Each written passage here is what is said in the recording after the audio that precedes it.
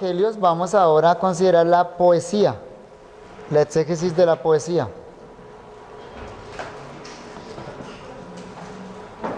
Y el paso 10 es: reconozca las características propias de la poesía hebrea.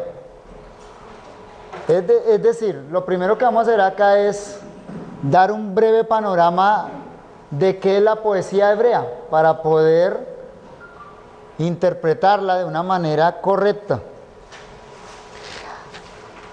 Y al igual que la profecía, debemos estar al tanto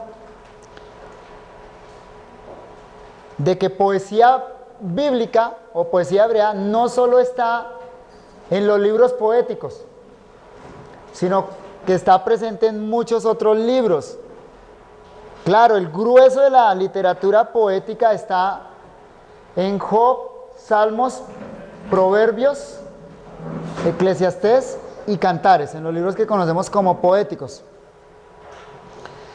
Pero, por ejemplo, en el Pentateuco encontramos secciones poéticas como es los cánticos de Éxodo capítulo 15. En Jueces encontramos el cántico de Débora, Jueces capítulo 5. En el Nuevo Testamento encontramos el cántico de Elizabeth, el cántico de María. Entonces hay que estar al tanto de eso, ¿no?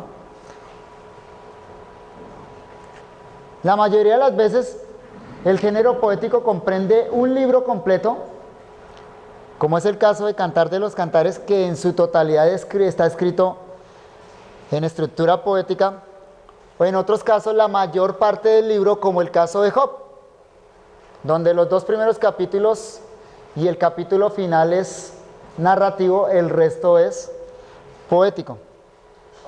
Pero incluso dentro de los profetas encontramos secciones poéticas. Como les dije anteriormente, cuando hicimos la exégesis de Amós, Amós en gran parte sus profecías están estructuradas poéticamente.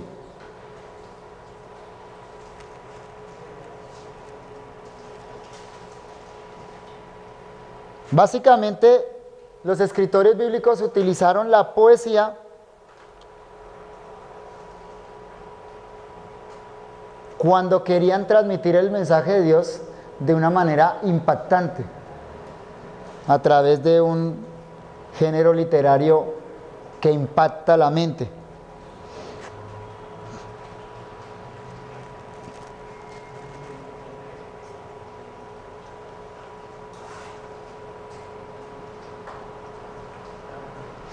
Y dado al grueso que ocupa la poesía en la Biblia, pues entonces es importante conocer algunas características de la poesía propia que está en la Biblia, que es la poesía hebrea.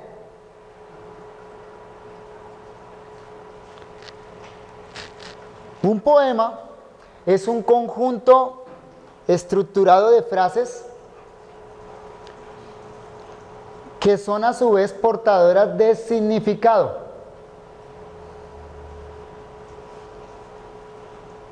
Eso es una definición técnica de poesía. Repito, un poema es un conjunto estructurado de frases que son a su vez portadoras de significados. O sea, además de las palabras, portan un significado. Lo que se dice en conjunto porta un significado importante.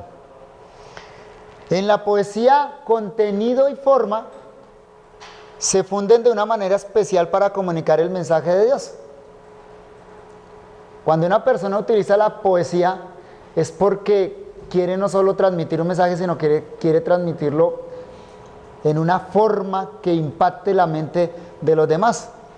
Por lo tanto, en la poesía no solo el mensaje, sino la forma como se da es fundamental. Generalmente los poetas se permiten construcciones gramaticales muchas veces audaces, alteran el orden de las palabras, las unen de una manera inesperada o sorprendente, utilizan figuras literarias que resultarían extrañas o chocantes en el habla común.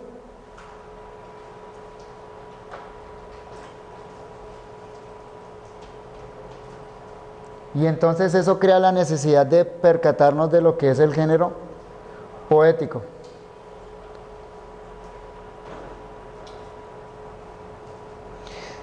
De manera que mediante la asociación armónica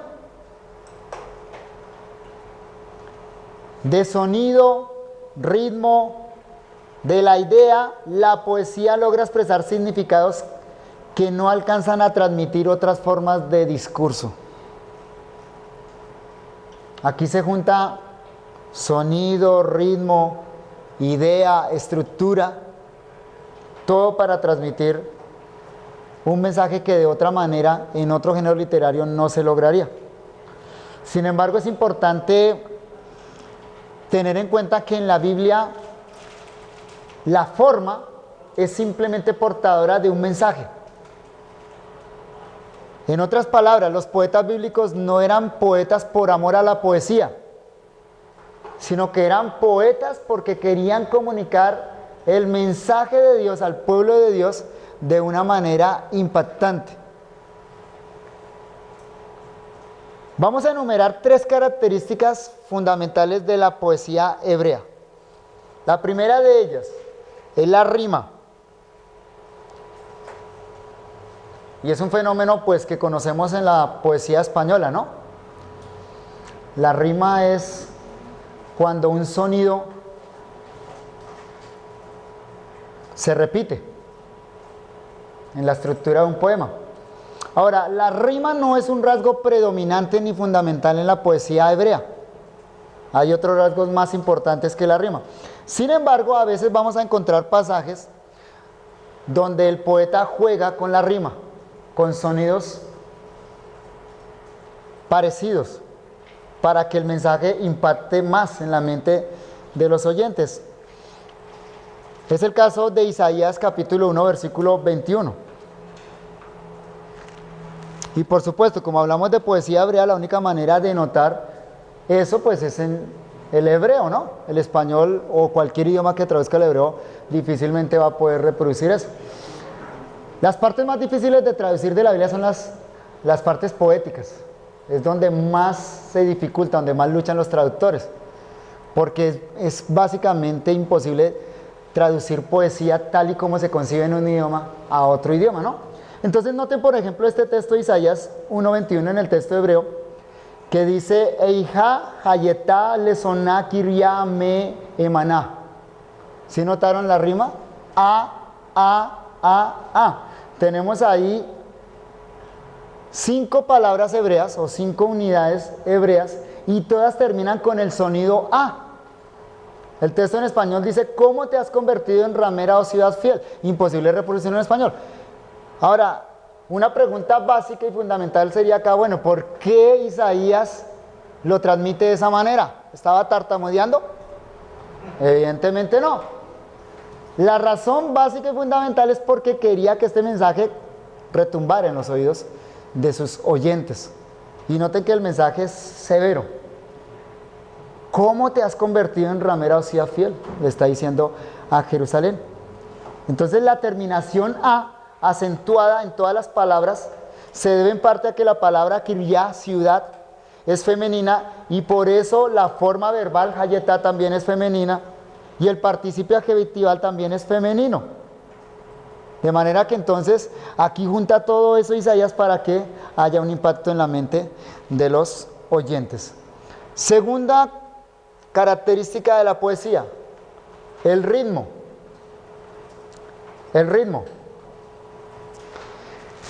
Aunque no conocemos todos los detalles de la pronunciación del hebreo antiguo, y del hebreo bíblico particularmente, se puede establecer con suficiente certeza que la poesía hebrea era acentual. Es decir, que ese lenguaje poético hebreo le atribuía gran importancia al ritmo que resulta de la acentuación de las sílabas. Algo así como entonaciones. Cuando usted quiere enfatizar algo, entona. Y se sabe que eso existía. De hecho, los masoretas, dentro de muchos trabajos que hicieron en el texto hebreo, uno de ellos colocar las vocales al texto, también le colocaron signos de acentuación, de entonación. ¿Sí? Esto lo podríamos notar, por ejemplo, en el Salmo 2.1.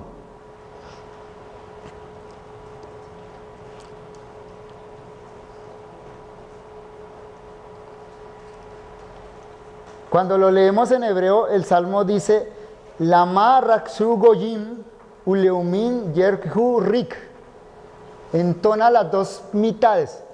A la primera mitad entona Lama Rakshu Goyim. Hay un signo ahí, debajo de esa palabra, que indica una acentuación, una subida y una bajada de acentuación. Y en la segunda parte, Leumin Rehu Rik, en la palabra Rik también hay otro signo que indica entonación. ¿Sí? Entonces esa es una manera de hacer un ritmo a la hora de la poesía. Cada mistiquio acá, o sea, cada mitadcita de este versículo consta de 3 acentos en el texto hebreo, y esta misma acentuación se mantiene a lo largo de casi todo el Salmo 2. Y es una manera fabulosa entonces de poder analizar la estructura de ese salmo. Pero la característica más fundamental de la poesía hebrea, y la que salta más a la vista, y la que es más importante para la interpretación de la poesía, es la que se conoce como el paralelismo hebreo o el paralelismo de los miembros.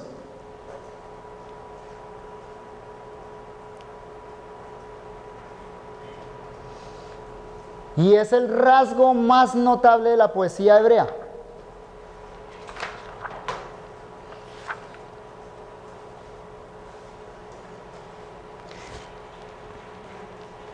En virtud de esta forma de paralelismo, la expresión poética más elemental en hebreo está constituida por 2 frases paralelas. A veces pueden ser 3 o más, pero la estructura fundamental son 2 frases paralelas que se corresponden mutuamente por su forma y su contenido, y se equilibran algo así como en los platillos de una balanza. O sea, en una parte se dice algo, en una parte del versículo, y en la segunda se dice algo para formar un equilibrio de pensamiento. De este modo la idea no se expresa toda de una sola vez, sino, por decirlo así, en 2 tiempos sucesivos. ¿Por qué se hace así? Es como un método repetitivo para reforzar la idea en la mente del que lee o del que escribe. Por ejemplo, Salmos 10.11. Salmo 10.11. En la cita de Dios habla hoy. Dice, el malvado cree que Dios se olvida, que se tapa la cara y que nunca ve nada. ¿Sí nota cómo se expresa en 2 tiempos la idea? El malvado cree que Dios se olvida, que se tapa la cara y nunca ve nada. Se expresó la idea en 2 tiempos, ¿cierto? Pero la idea completa está en el equilibrio de las 2 partes. La primera parte por sí sola no expresa toda la idea. La segunda parte tampoco. Las 2 en conjunto expresan la idea completa. Noten este otro ejemplo de Isaías 1.3, Reina Valera 60. El buey conoce a su dueño y el asno el pesebre de su señor. ¿Sí lo nota cómo se expresa la idea en 2 tiempos? Separado por la coma. Pero la idea completa se transmite a través del equilibrio de las 2 partes. O Salmo 119, 105. Lámpara es a mis pies tu palabra y lumbrera a mi camino. Otra vez notamos el equilibrio ahí. Ahora, déjenme darles una pista a la hora de interpretar la poesía hebrea. Los signos de puntuación son fundamentales. Les van a indicar dónde están las divisiones.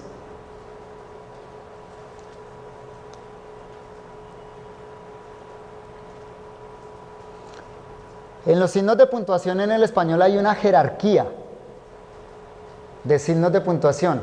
El signo mayor es el punto. El que le sigue en jerarquía es el punto y coma. Y luego está la coma. Entonces, ¿cómo debemos dividir las estructuras poéticas bajo esa jerarquía? Puntos dividiendo oraciones.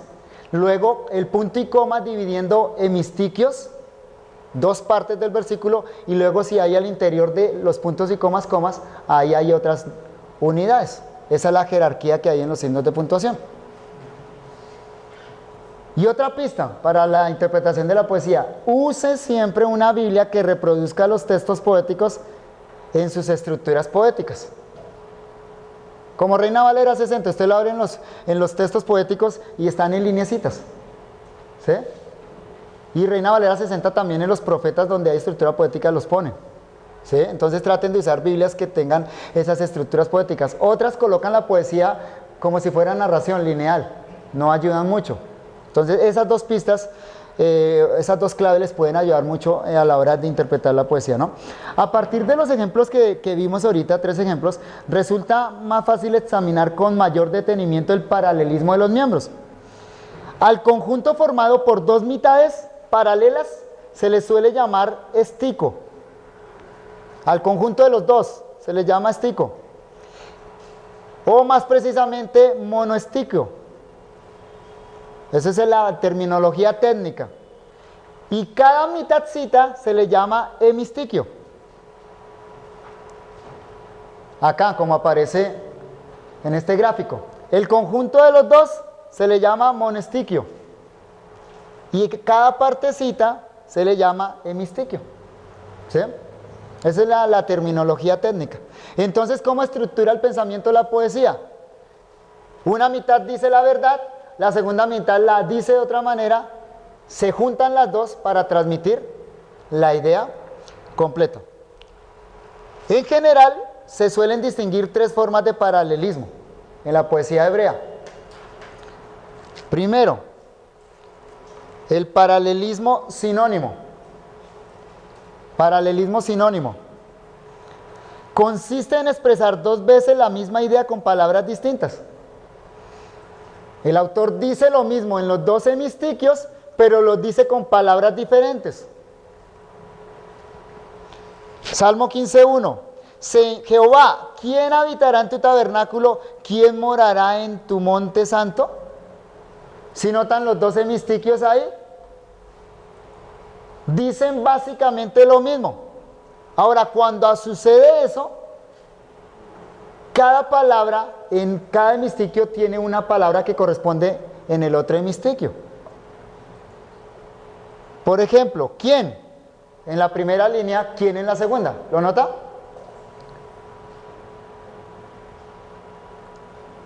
En la primera, habitará; en la segunda, morará. Ahora, como es paralelismo sinónimo, la correspondencia es sinónima. O sea, se utiliza un sinónimo en la segunda. Habitará es sinónimo de morará. Por lo tanto, a la hora de interpretar, eso quiere decir algo muy simple y sencillo. No le busque misterios. ¿Por qué dijo habitará y morará en el segundo? Lo que pasa es que habitar significa esto y morará es más profundo. No. Simplemente es un recurso poético. He escuchado interpretaciones así. Pero simplemente es un recurso poético. Voy a buscar un sinónimo para expresar la misma idea de otra manera, ¿no? En la primera parte dice en tu tabernáculo, en la segunda en tu monte santo. ¿Sí la nota del equilibrio ahí? Tabernáculo en la segunda parte se reproduce como monte santo, tu monte santo. Entonces eso es paralelismo sinónimo. O bien, noten este otro ejemplo. Salmo 148:1. Aleluya. Alabad a Jehová desde los cielos, alabadle en las alturas. Se dice lo mismo en el primero y en el segundo, pero se cambian las palabras. ¿Notan alabad y alabad en las dos? ¿A qué corresponde Jehová en la segunda línea? Al pronombre le. Alábadle.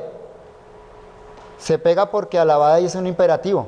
Se puede pegar. De otra manera el pronombre proclítico no se pega. Desde los cielos, ¿a qué equivale en la segunda línea? En las alturas. ¿Sí lo nota? No le busque misterios, es sinónimo. No más. Se expresó la idea de 2 maneras diferentes para reforzarla, comunicarla. Salmo 153. Alabadle a son de bocina, alabadle con salterio y arpa. Otra vez, alabad corresponde a alabad. Le corresponde a le.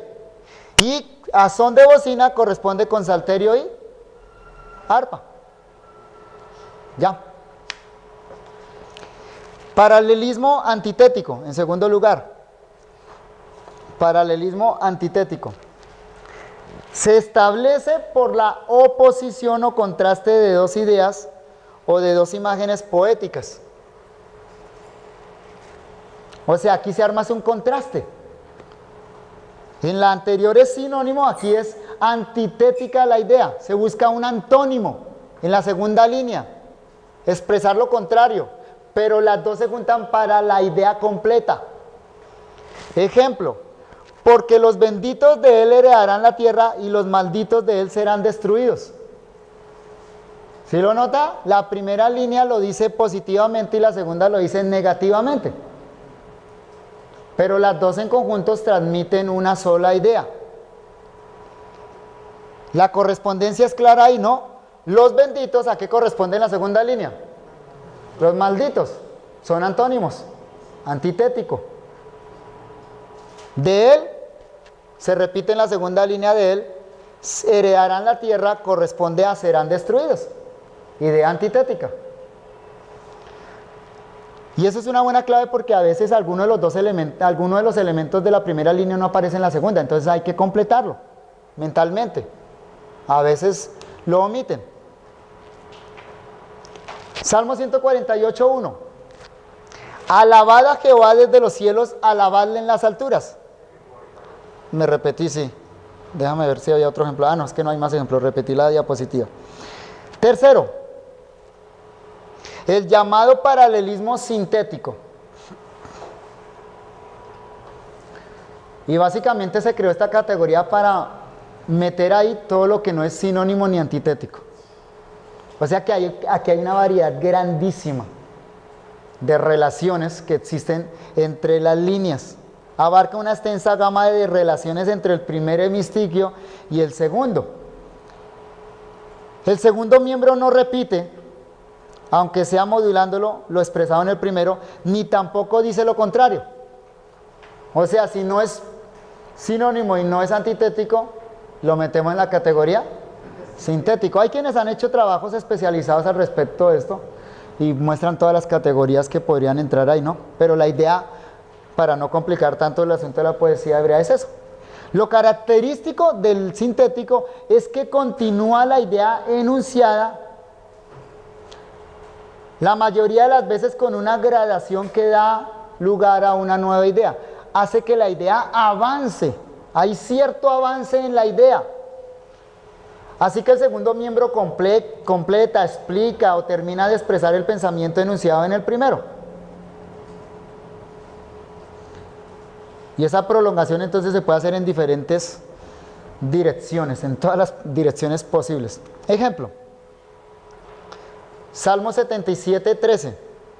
Oh Dios, santo es tu camino, ¿qué Dios es grande como nuestro Dios? ¿Sí nota que la segunda línea no es sinónima? Tampoco antitética. ¿Qué es lo que hace la segunda línea? Sacar una conclusión lógica de la primera. Oh Dios, santo es tu camino. Si es santo el camino de Dios, entonces no hay Dios como nuestro Dios. Hay una conclusión ahí en la segunda. Ahora, de paso, note ahí el punto y coma. ¿Lo observó? El punto y coma es el divisor mayor ahí. Nos divide los dos hemistiquios. En la primera línea hay una coma. Simplemente separa ahí el vocativo. Oh Dios. Sí, pero entonces ahí el divisor mayor es punto y coma. Si encuentran punto y comas, entonces siempre el divisor mayor es la coma, el punto y coma. Otro ejemplo, Salmo 23:1. Jehová es mi pastor, nada me faltará. Otra vez, observamos esto. La segunda línea no es sinónimo de la primera, tampoco es una idea antitética, más bien avanza en la idea. Es como una conclusión personal o una aplicación personal que hace el salmista. Jehová es mi pastor. Si Jehová es mi pastor, entonces nada me falta. Un tercer ejemplo. Salmo 107:5. Hambrientos y sedientos, su alma desfallecía en ellos. De nuevo, otra vez notamos, la segunda línea no es sinónima, la segunda línea no expresa una idea contraria. Aquí complementa, hambrientos y sedientos, su alma desfallecía en en ellos. Bien, entonces lo primero que debemos percatarnos es de esas características propias de la poesía hebrea. Paso 11, para la interpretación de la poesía. Determine, de ser posible, el contexto histórico del texto.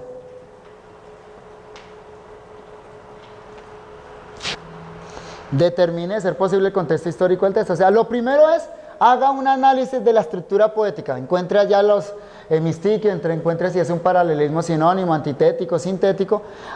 Ahí usted va a entender el mensaje del Salmo. Lo siguiente es determinar el contexto histórico para entender el Salmo dentro de su propio contexto histórico.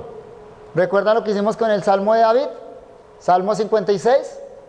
Para interpretar correctamente lo llevamos a su contexto histórico, ¿no?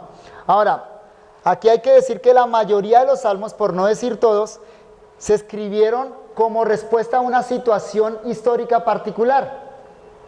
Muchos de los salmos tienen indicaciones en sus títulos acerca de esa situación, como hicimos en el ejemplo del salmo acá en el curso de hermenéutica.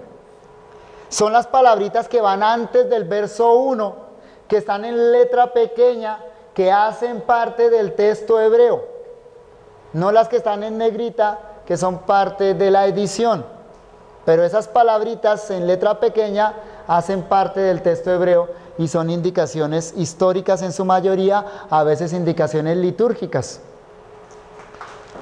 Otros salmos, aunque no dicen nada, es posible relacionarlos de manera general con la vida del autor que se da en el título. Por ejemplo, hay salmos que no ponen la circunstancia particular, pero dicen Salmo de David. O el Salmo 90, Salmo de Moisés.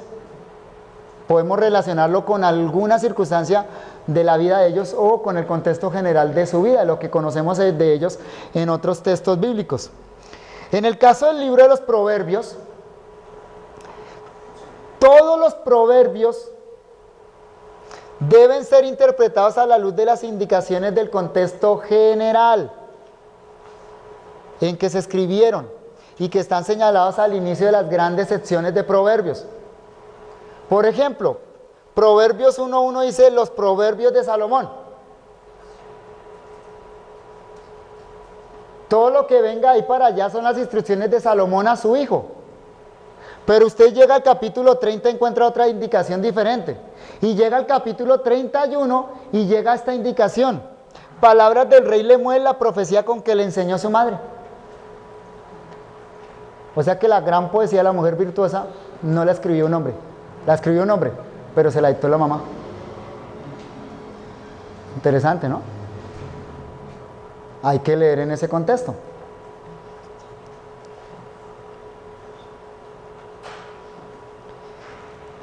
Y para el caso del libro de Cantares debe ser interpretado a la luz de lo que el propio libro dice. Es decir, la relación entre Salomón y la Tsunamita, para encontrar allá su sentido histórico. Ahí hay una indicación histórica clara. O el libro de Eclesiastés, claramente dice quién lo escribe y cuáles fueron las circunstancias que lo llevaron a escribir ese libro. Lo mismo sucede con el libro de Job. Exégesis de la prosa argumentativa. Vamos a la prosa argumentativa ahora. Sí. El libro de Job, ya que se incluye entre los libros poéticos, también se debe tener en cuenta lo narrativo Claro, lo narrativo te da el marco en el que vas a interpretar toda la poesía que está al interior. O sea, todo lo que se dice allá dentro debe ser interpretado en el marco de lo que le sucedió a Job, en lo histórico. ¿Sí? Generalmente no se hace eso con la poesía, ¿no? Digamos con proverbios. ¿Cómo se usa proverbios? Habitualmente en la iglesia cristiana, ¿cómo se usa? ¿Ah? Como trampolín. Sí, simplemente como fórmulas para la vida cristiana. Y se sacan allá de su propio contexto, ¿no? Entonces, lo que les dije, miren las indicaciones. Proverbios dice quién escribió. Y eso nos puede ayudar un poquito a interpretar lo que allá se está diciendo. ¿Cuál es la preocupación? Por ejemplo, en el capítulo 1 al 6, al 7 de Proverbios, la preocupación del escritor, ¿cuál es? Proverbios. ¿Cuál es la preocupación del escritor en el capítulo 1 al 7? Su hijo. Está preocupado de que su hijo lo arrastren los malos, lo engañen por ahí, que la ramera lo arrastre. Hay que leerlo en ese contexto. No lo podemos sacar de ese contexto, ¿no? Pero entonces los proverbios los podemos así como aplicación cristiana directa. No, hay que leerlos en su propio contexto. Bien, pasemos a la exégesis de la prosa argumentativa. Primero, determine, o paso 9, ¿no? Determine el carácter formal del fragmento. Determine el carácter formal del fragmento. Y aquí en primer lugar consideraríamos las diferencias de carácter. Cuando hablamos de prosa argumentativa, nos referimos a las epístolas del Nuevo Testamento, pero también a aquellos pasajes didácticos de los evangelios y las grandes secciones instructivas del Antiguo Testamento. Es decir, donde el escritor o la persona que está dando ahí, está dirigiendo palabras, elaboran discursos. Eso es lo que nos referimos entonces con prosa argumentativa. Sin embargo, las instrucciones que vamos a dar a continuación consideran principalmente el género epistolar del Nuevo Testamento, porque es el grueso, la parte más gruesa de ese grupo, ¿no? Ahora, tenga en cuenta algo, que aunque todos los documentos del Nuevo Testamento, desde Romanos hasta Judas, son epístolas, tienen ciertas diferencias considerables entre ellos, de carácter, tienen diferencias de carácter. Por ejemplo, algunas son para un propósito determinado y tienen sus propios motivos. Claramente se lee el propósito por el cual se escribió y el motivo. Es el caso de Filemón, de Primera de Corintios, de Judas, de Gálatas. Mientras que otras parecen ser más bien folletos generales, o sea, no obedecen a un propósito particular, sino que fue una instrucción general que los apóstoles quisieron dar. Es importante en este punto considerar que algunas son más cartas, es decir, un asunto personal, y otras sí son más públicas y por lo tanto verdaderas epístolas. Hay una diferencia considerable, por ejemplo, entre las cartas de Pablo a Timoteo y a Tito, a Filemón, y entre las epístolas que dirige a las iglesias. Las primeras tienen un carácter mucho más personal y hay instrucciones mucho más particulares allá, ¿o no? Toma vino por causa de tu estómago. Si notas esas cosas allá en las cartas personales, tráeme la capota y los rollos, por favor, cuando vengas. Si no, ¿por qué? Está dentro de una carta personal. Entonces, esas son diferencias importantes a la hora de entrar a interpretar una epístola. Además, hay algo que podríamos decir, es que en las epístolas hay diferentes secciones, ¿no? Entonces, hay un saludo, hay una despedida, hay que reconocer también esas diferencias al interior de las propias epístolas. Entonces, primero, reconozcamos esas diferencias de carácter. Segundo, aspectos formales. También es importante notar los varios aspectos formales de las cartas de la antigüedad y determinar a cuál parte de la carta pertenece el pasaje. Por ejemplo, el pasaje que usted está estudiando, ¿es parte de una acción de gracias o de una oración? ¿Se han notado que entre las epístolas los apóstoles oran por la gente a la cual está escribiendo? O sea, esa oración está en el contexto particular de la situación de ellos. ¿O el pasaje que usted está estudiando forma parte del saludo formal o es la parte principal? ¿Es el saludo o es el argumento grueso? Si pertenece a las partes más formales de la carta, ¿cuánto ha determinado la forma misma del contenido eso? Ese tipo de preguntas entonces son las que hacemos aquí.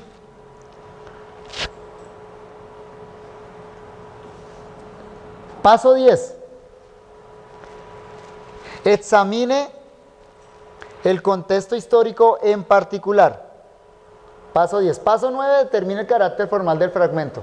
Estamos siguiendo allá la guía que les dimos. Paso 10. Examine el contexto histórico en particular. Ya que las epístolas son todas documentos ocasionales, o sea, fueron ocasionados por circunstancias especiales, bien sea de parte del escritor o de los lectores, es importante tratar de reconstruir la naturaleza de la situación a la cual responde la subdivisión que yo estoy estudiando en esa carta. Ahora, para eso podemos tomar en cuenta las siguientes circunstancias. Primero, una lectura en busca de detalles. ¿Recuerdan qué fue lo que primero que hicimos con nuestro texto? ¿Cuál fue el primer paso de la exégesis? Leer, ¿cierto? Leer toda la carta observando. Entonces, eso que usted observó allá, tráigalo de nuevo acá, pero ahora vuelva a hacer una lectura de todo el documento. Otra vez va a volver a leer el documento.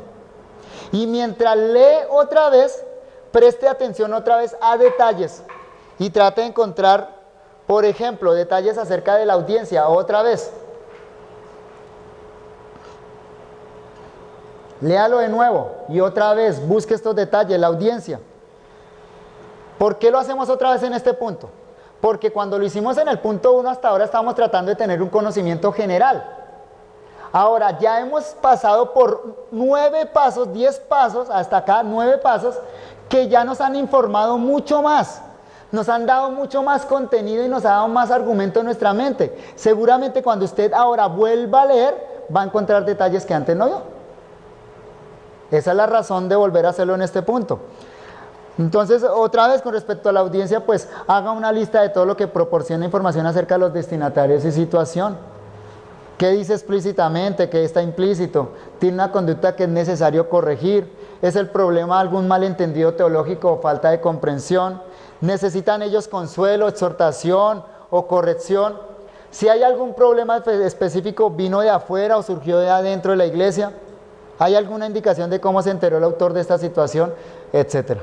Volvemos a leer buscando todas esas indicaciones.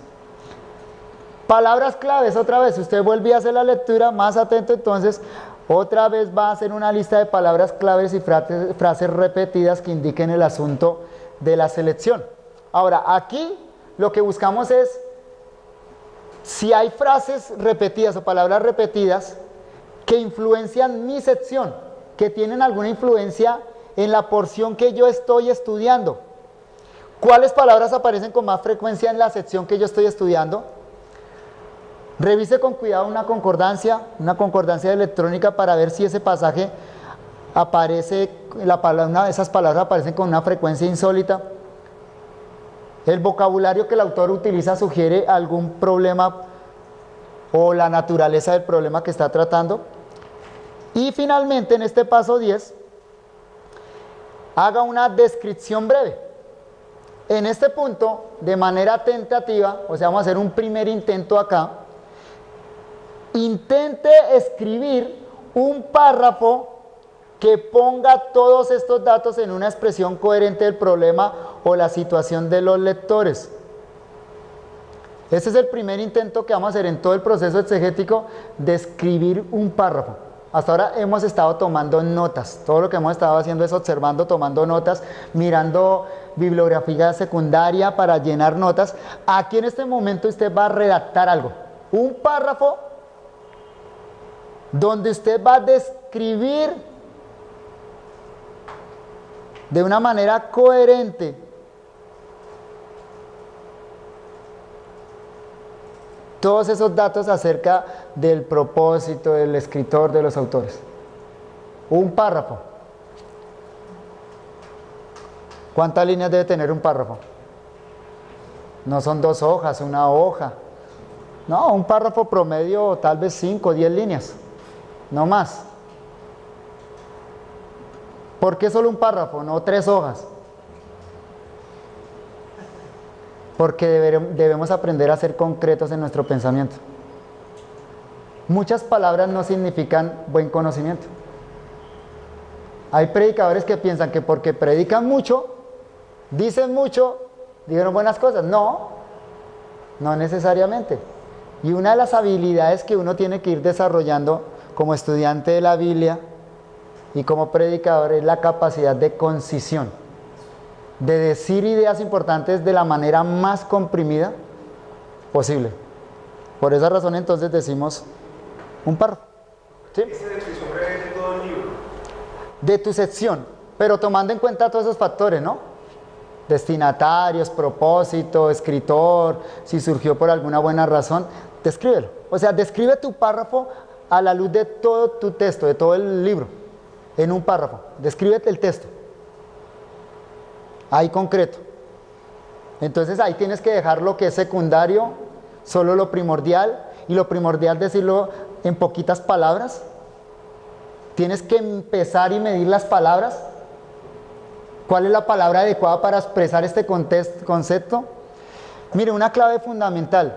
Siempre que usted escriba, sea porque está desarrollando una tarea, está haciendo un trabajo que le puso el seminario, está elaborando el sermón para el domingo, siempre escriba pensando que va a ser leído. ¿Y eso qué quiere decir? Que usted debe garantizar no solo que está diciendo las cosas claras, sino que lo van a entender claramente. A veces uno tiene la idea clara en su mente, pero la pregunta es, ¿me van a entender lo que yo estoy diciendo y lo que yo tengo en mi mente? Siempre piense eso. Y entonces usted va a intentar ser preciso en las palabras que utiliza. Paso 11. Determine el contexto literario. Determine el contexto literario. Para el texto específico que está analizando, ya ha llegado a la pregunta exegética absolutamente esencial. Aquí en este punto llegamos al punto esencial. ¿Cuál es el propósito de este párrafo o exhortación?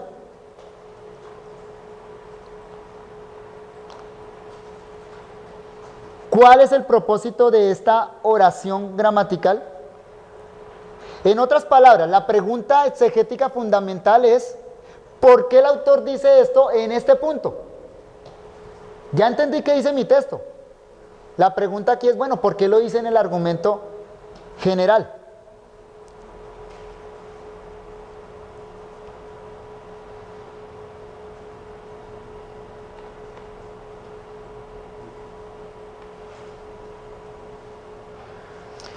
Y no se puede enfatizar demasiado la necesidad de disciplinarse para hacer este ejercicio. No importa que también usted trate los detalles en los pasos previos, nunca hará una buena exégesis hasta que haga este paso bien, o sea, que responda bien esta pregunta. ¿Por qué el autor puso esa frase, esa expresión, ese argumento, esa exhortación en este punto en particular? Ahora, para hacer esto bien, vamos a tomar en cuenta algunas pautas.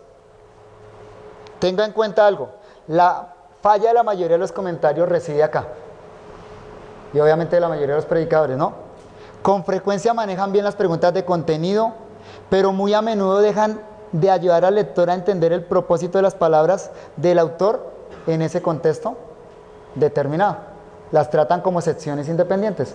Entonces, esta es la parte fundamental, el centro de la exégesis.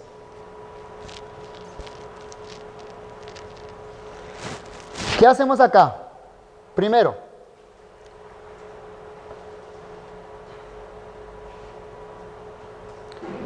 escriba con brevedad la lógica y el contenido del párrafo que estudia. ¿Qué es lo que nos interesa aquí? Lo que nos interesa es lo que se dice. ¿Y por qué se dice en este punto específico? Pero lo primero que vamos a responder acá es: ¿qué es lo que dice? ¿Qué es lo que dice el autor? Pero expréselo con brevedad. ¿De qué asunto está tratando? ¿Cuál es el interés fundamental? Y segundo, contenido y argumento. En una o dos oraciones más, explique cómo este contenido contribuye al argumento general del libro que está estudiando. Entonces, en la primera parte consideramos qué dice el autor. Y en la segunda parte consideramos por qué lo dice en este punto. Cada uno expresado en un párrafo. Sí, ahí serían 2 párrafos. Hicimos un párrafo inicial describiendo generalmente mi texto. Hacemos otro párrafo describiendo qué dice el autor en mi texto. Y hacemos un tercer párrafo expresando por qué el autor dice esto en este contexto en particular. ¿Qué contribución hace este párrafo al todo del libro?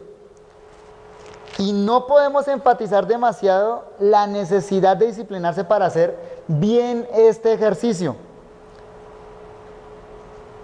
Insisto, no importa que también haya hecho todo lo anterior, si no hace bien este paso, falló en toda la exégesis. Y aquí es donde habitualmente se falla, en entender esto. Finalmente, entonces,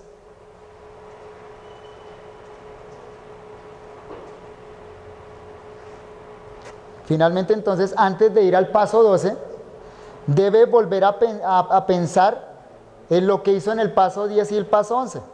Es decir, lee sus párrafos, los párrafos que usted leyó, y va a pensar si está bien expresado.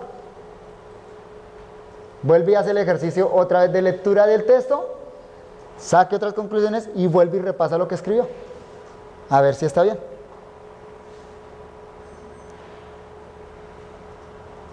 ¿Cómo usted encuentra sus errores? Leyéndose. Escriba y le hace. Así es que usted encuentra sus errores, si no, nunca los va a encontrar.